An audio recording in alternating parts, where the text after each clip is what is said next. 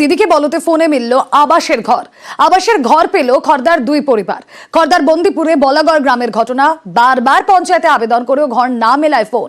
দিদিকে বলয় ফোন করে আবেদন, ফোনের পরেই আবাস তালিকায় নাম উঠল। আবাস তালিকায় নাম ওঠায় খুশি দুই পরিবার।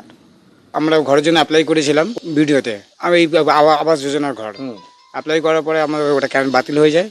পুনরায় ফের আমরা দিদিকে বলতে ফোন করি, ফোন করে ওখান থেকে আমাদের ঘরটা ফের পুনরুদ্ধার করে ফেরত পাই আমরা। একবার অ্যাপ্লাই করেছিলাম এই এতে, করার পরে তো হয়নি, এর জন্য এবার সরাসরি মুখ্যমন্ত্রীকে আজ আবেদন করে তারপর আমরা ঘরটা পেলাম, খুব আনন্দ পেলাম। আচ্ছা, খুশি তো আপনারা? হেভি খুশি হয়েছি আমরা। আমাদের সার্ভে চলছে, সার্ভের মধ্যে হয়তো কিছু একটা প্রবলেম হতে পারে, তার জন্য ওনার ঘরটা ক্যান্সেল হয়ে গেছিলো। উনি পুনরুদ্ধার আবার সেটা অ্যাপ্লাই করে, সেই ঘরটা আবার ক্যান্সেল হয়।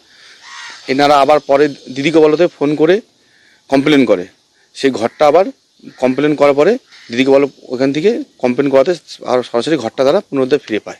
আচ্ছা।